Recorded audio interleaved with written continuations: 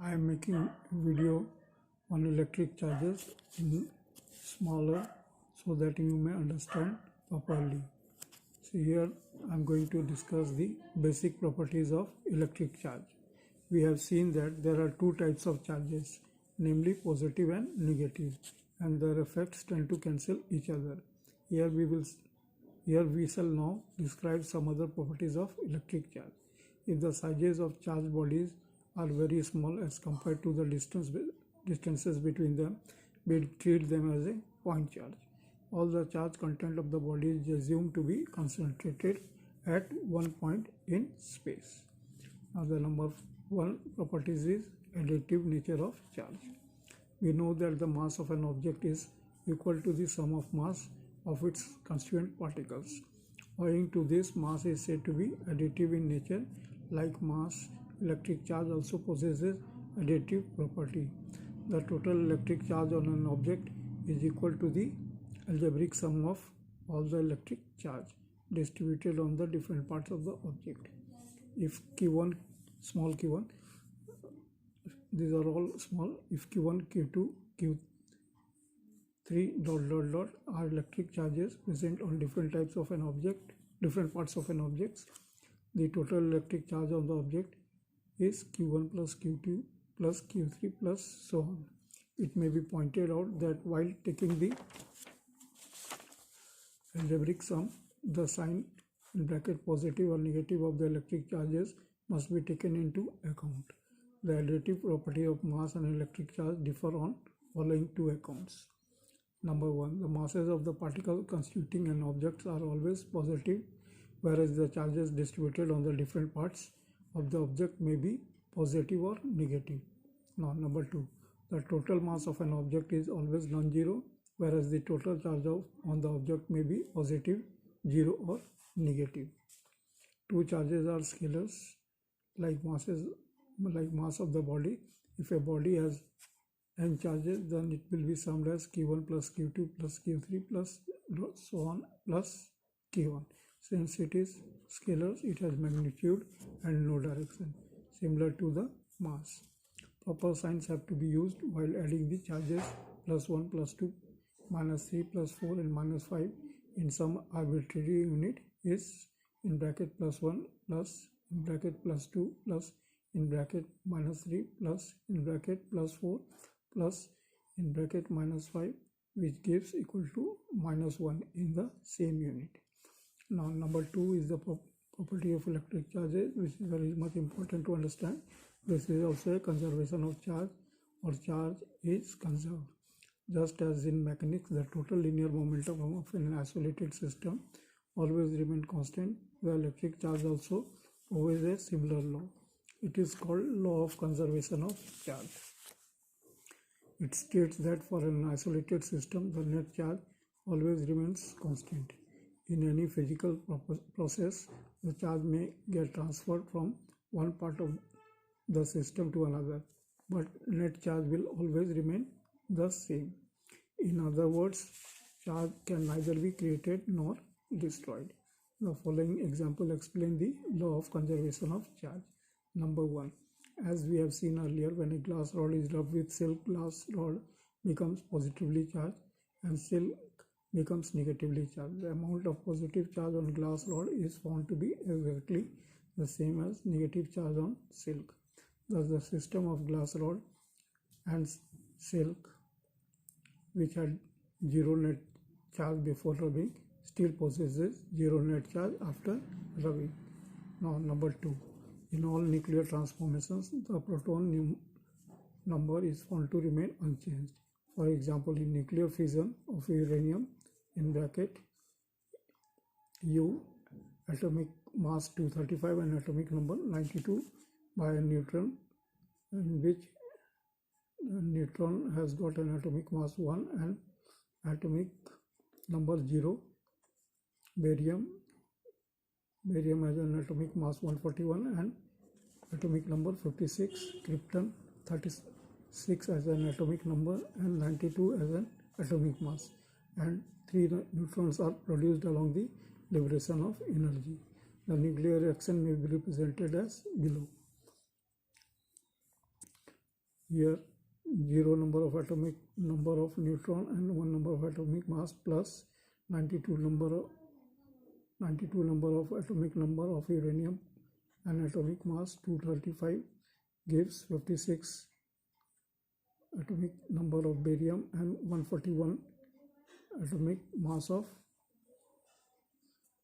barium plus 36 atomic number of krypton and atomic mass 92 plus energy is released.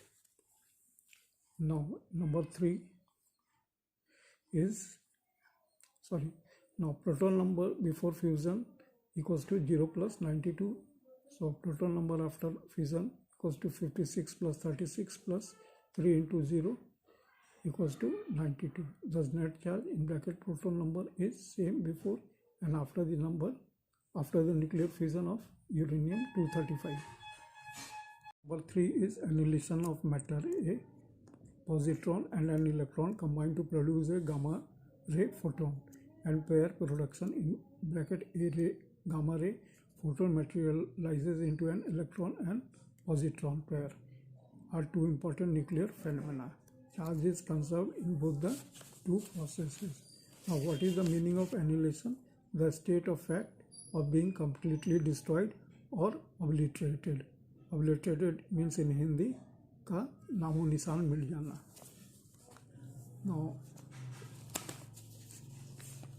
next is quantization of charge. The charge Q on a body is always given by Q equals to Ne, where N is any integer that is positive or negative. The basic unit of charge is the charge that an electron or proton carries. By convention, the charge on an electron is taken to be negative, and thus electron is written as minus E, and that on proton as plus E, small e. The fact that electric charge is always an integral multiple of small e is termed as quantization of charge.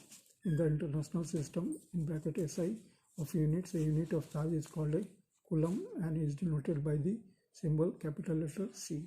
A coulomb is defined in terms the unit of the electric current, and its definition: 1 coulomb is the charge flowing through the wire is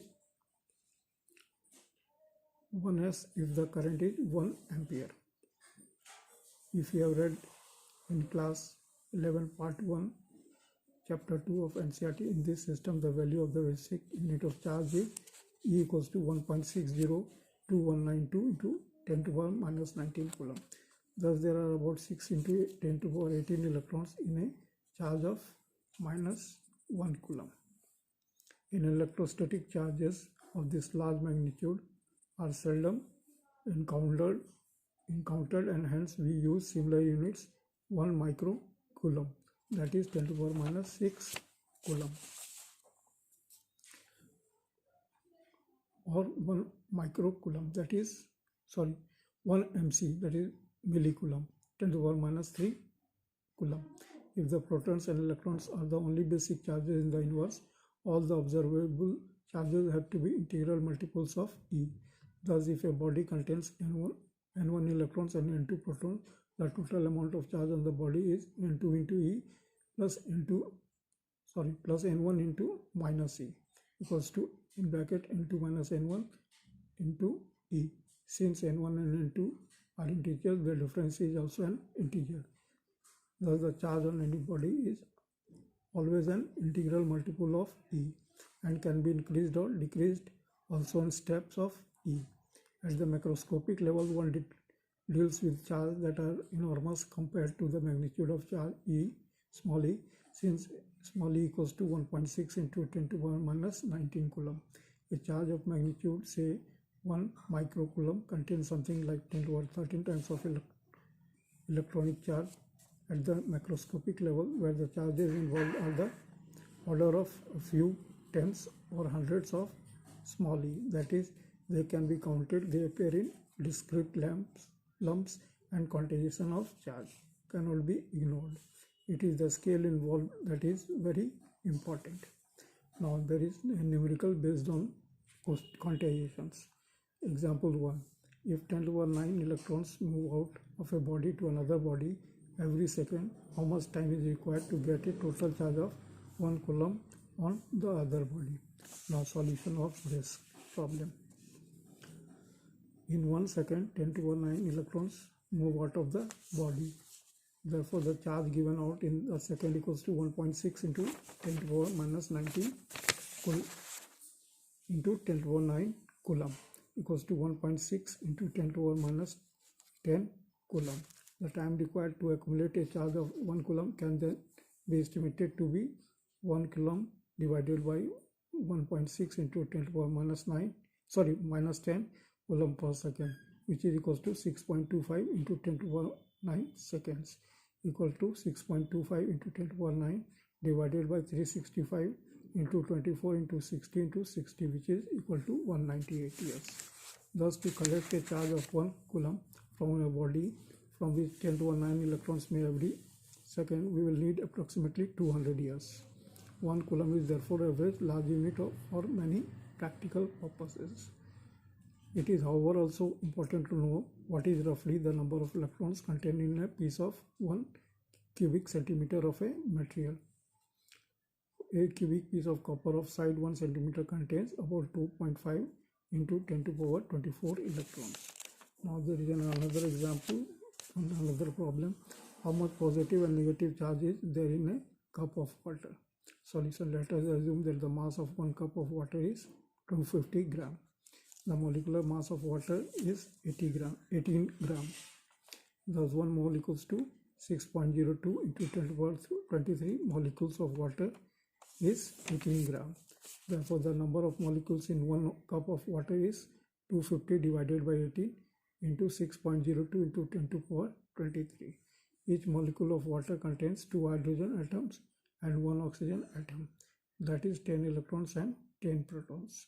As the total positive and total negative charges have the same magnitude, it is equal to, in bracket, 250 divided by 18 into 6.02 into 10 to the power 23 into 10 into 1.6 into 10 to the power minus 19 coulomb, which is equal to 1.34 into 10 to the power 7 coulomb.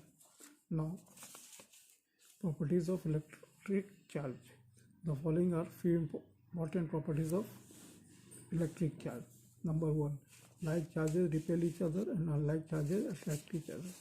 Number 2, the magnitude of elementary negative or positive charges same and is equal to 1.6 into 10 to the power minus 19 coulomb. Number 3, the electric charge is additive in nature. It implies that total charge on an object is algebraic sum of the charges located at different points in the objects. Number 4, the charge is quantized, that is, charge carried by a charged object is equal to plus minus Ne, small ne, where n is an integer. Number 5, the electric charge of a system is always conserved. Number 6, unlike mass, the electric charge on an object is not affected by the motion of the object.